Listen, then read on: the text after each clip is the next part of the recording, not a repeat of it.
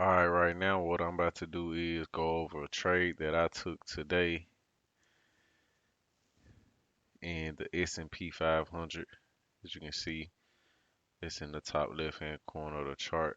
First, let me pull up my plan going into the day.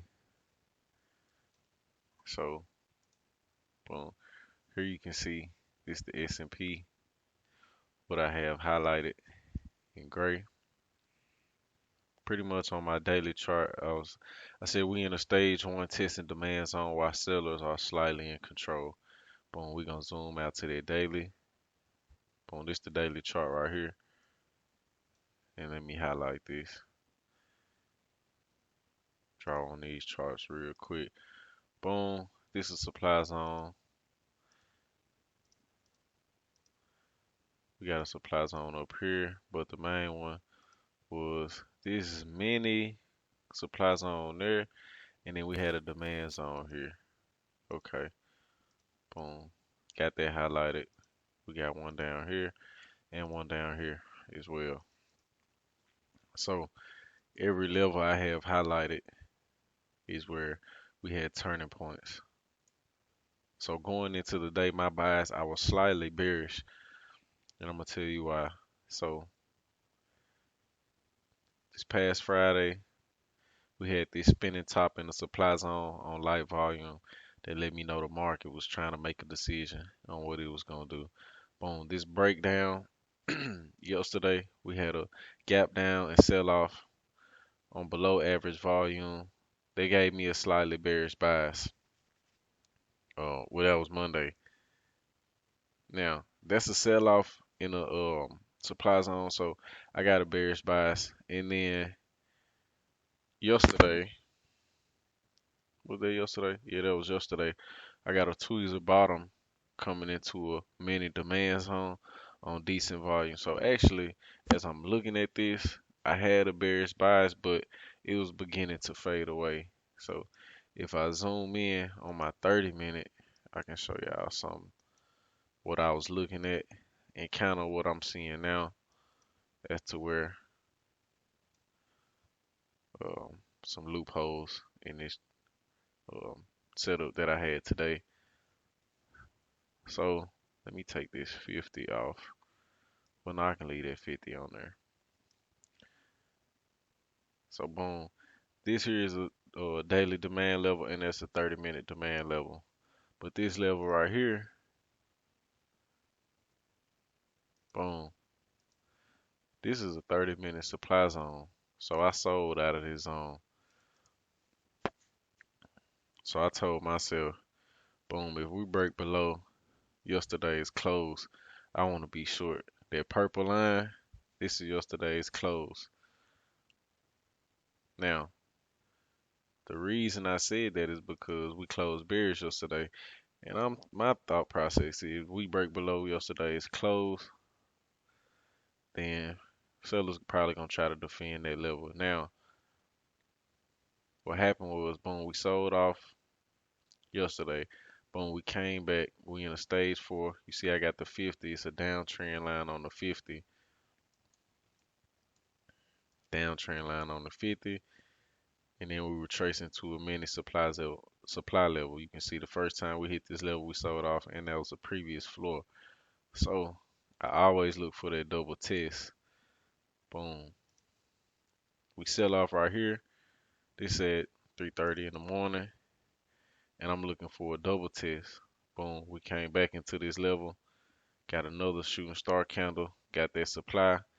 We broke down. So now I'm already looking for reasons to sell. So boom. Come back and retest it. Breakdown here. 30-minute chart. We sell off again on big volume. Make sure you peep volume right here.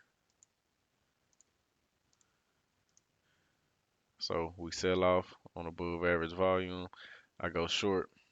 So now, as I go short, my stop is above this candle here. And I got to take profit down in this area somewhere. It's like all the way down here. It was at double my risk. Now, I could have scaled out of this trade and just went ahead and took this trade off, but what happened was I just wanted to hold on to the trade and see what it would have gave me and just try to make profits at double what I was risking. But as you can see, we come into this 30-minute demand level and we turn back to the upside. So boom, I get that sell off like I wanted, but this is demand level here. We come back into that level.